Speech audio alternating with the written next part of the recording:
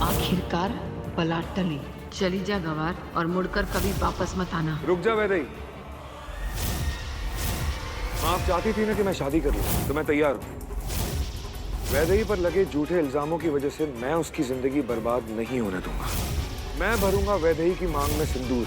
मैं करूंगा वैदेही से शादी।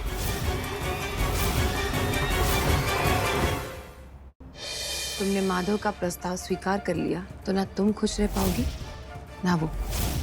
घुट घुट कर जीना शादी नहीं कहते हैं। इसलिए इस वक्त तेरा माधव से दूर जाना ही बेहतर है। तेरे साथ वो जो 2 दिन बिताए थे ना, वो मेरी जिंदगी के सबसे खूबसूरत 2 दिन थे। और इस एहसास का कोई नाम नहीं है, लेकिन इसी एहसास की वजह से आज मैं तेरे सामने खड़ा हूँ। क्या तू मुझसे शादी करेगी? क्या तू बनेगी मेरी अर्धांगिनी?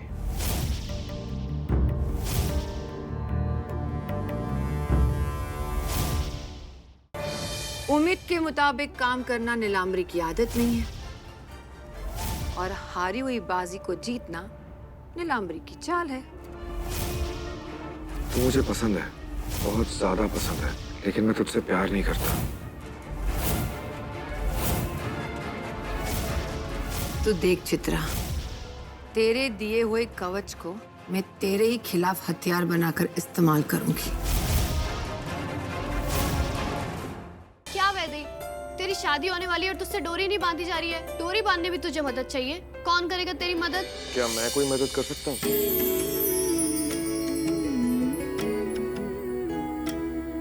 मैं तो तेरे नाल ही रहना जी, हर दम संग तेरे सेना जी। जो जग से कहा ना जाए वो मुझको बस तुझसे कहना जी।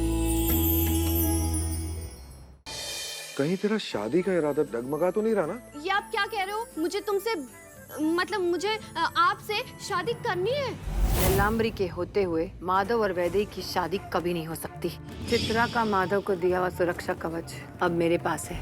ठीक है नीलांबरी देवी, उसे लेके मेरे पास आ जाओ। मेरे पास ज्यादा वक्त नहीं है। वैदेही और माधव की सगाई हो चुकी है। अगर उन दोनों की शादी हो जाएगी तो मैं कहीं की नहीं रहूंगी। इससे पहले हमें वैदेही को खत्म करना होगा।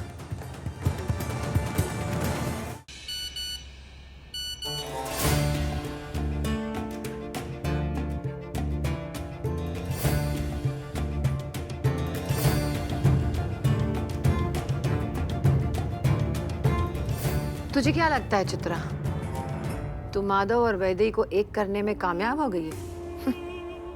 अभी सिर्फ उन दोनों की सगाई हुई है। नीलांबरी के होते हुए माधव और वैदेही की शादी कभी नहीं हो सकती। ये मेरा तुझसे वादा है। ड्राइवर, गाड़ी बाहर निकालो।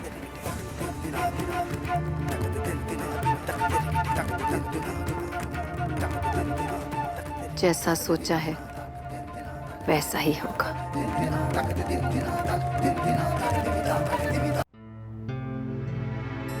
ओहो, यहाँ से खुशबू आ रही है। वही मैं सोच रहा था कि घर में कचौड़ी और सब्जी तो बनी नहीं, फिर ये खुशबू कहाँ से आ रही है? कहना सुबह मैं बाहर गई थी तो आते वक्त लेके आई। सबके लिए नहीं थी इसलिए अकेली खा रही थी। पर अब आप अकेली नहीं, मैं आ गया हूँ ना साथ देने के लिए। अब मेरे साथ बांटनी पड़ेगी आपको। हाँ हाँ, आपको भी देती हूँ।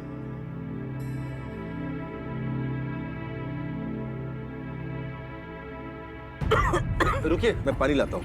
नहीं नहीं, रुको रुको, मेरे पास पानी है। आप पानी भी बाहर से लाएंगे, ऐसा क्यों? वैदेही की माधव के साथ सगाई हो गई। हमारे यहाँ बेटी के ससुराल में पानी तक नहीं पीते। ये आप किस जमाने की बात कर रही हैं? जमाना बदल गया है, लेकिन लोगों की सोच नहीं बदली। लोग तो यही कहेंगे ना, बूढ़ी दादी ने अपने बुढ़ापे की सुरक्षा के लिए अपनी पोती की शादी इतनी बड़ी हवेली में करवा दी। सही कह रही हैं आप, हम और आप बराबर नहीं हैं, क्योंकि आप हम सबसे कहीं ज्यादा ऊपर हैं। ये क्या कह रहा है तू? आपसे विनती करता हूँ माँ जी कि आगे से ये ऊंच नीच, छोटा बड़ा, ये सारी बातें करके अपने आप को और वैदेही को पराया मत बनाइएगा। कैसी बातें कर रहा है तू? नहीं कहूंगी। अब तो खुश? तुझसे एक बात पूछनी थी। पूछिए ना। तुझे लगता है जिस तरह वैदेही को इस घर में सबने अपना लिया है, उसी तरह चित्रा बेटी भी उसे अपना पाएगी? लेकिन माँ जी, चित्रा बहू तो अब हमारे बीच में है ही नहीं। लेकिन सुना है कि चित्रा बेटी की आत्मा इस घर में वास करती है। वो सब मैं नहीं जानता, बस मैं ये जानता हूँ कि अगर चित्रा बहू यहाँ होगी भी तो माधव और वैदेही को एक साथ देखकर बहुत खुश होती। वो भी यही चाहेगी कि वैदेही माधव की अर्धांगिनी बने। मैं यही सुनना चाहती थी। ये कहकर तूने मेरे दिल का बोझ हल्का कर दिया। अब मैं भगवान से एक ही प्रार्थना करूंगी कि वैदेही का वैवाहिक जीवन खुशियों से भर दे, उसे कोई परेशानी न हो। आप बिल्कुल चिंता मत करिए माँ जी, माधव वैदेही को बहुत खुश रखेगा। अब वैदेही को इस घर में बिल्कुल भी परेशानी नहीं होगी। मैं आपकी पोती वैदेही का हाथ मांगना चाहता हूँ आपसे, उसे अपनी अर्धांगिनी बनाना चाहता हूँ।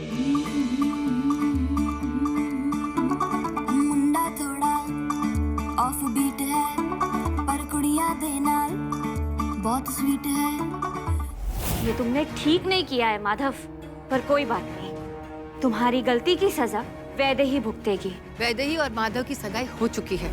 अगर उन दोनों की शादी हो जाएगी तो मैं कहीं की नहीं रहूंगी। इससे पहले हमें वैदेही को खत्म करना होगा।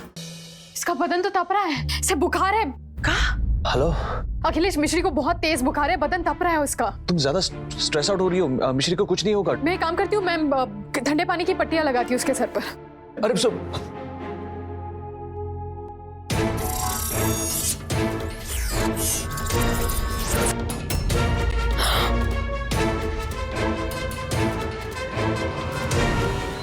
गर्भवती महिलाओं तथा अजन्मी संतानों की रक्षा करने पहुंची संतान लक्ष्मी शिकार बनती है असुरराज कंस के माया जाल का। मैं इस शक्ति को पार क्यों नहीं कर पा रही? इसे आप तो क्या, वो चक्रधारी भी नहीं भेद पाएगा। भुवन आगे खोलो। भुवन दाऊ ना, भुवन आगे खोल रहे ना, ये कुछ बोल रहे। कहीं इसका सत्य सोच रहे हो बालको, उसके प्राण मैंने खींच लिए हैं। अब समय आ गया है, ये विक्रम और बेताल रक्त के आंसू रोएंगे। आपने मुझे वचन दिया था कि आज सूर्यास्त से पूर्व आप मुझे अपनी आंखों की दृष्टि दे देंगे। यदि हमने आपको वचन दिया है पक्षीराज, तो हम उसे पूरा भी अवश्य करेंगे। लीजिए, ले लीजिए हमारी आंखों की दृष्टि।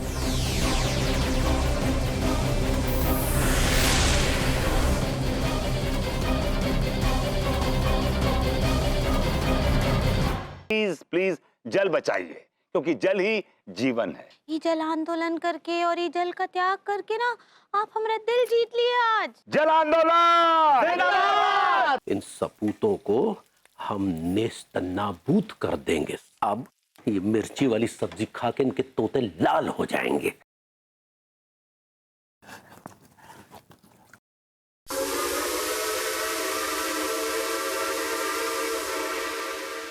खैरियत तो है, ऐसे कैसे चले आए थाने?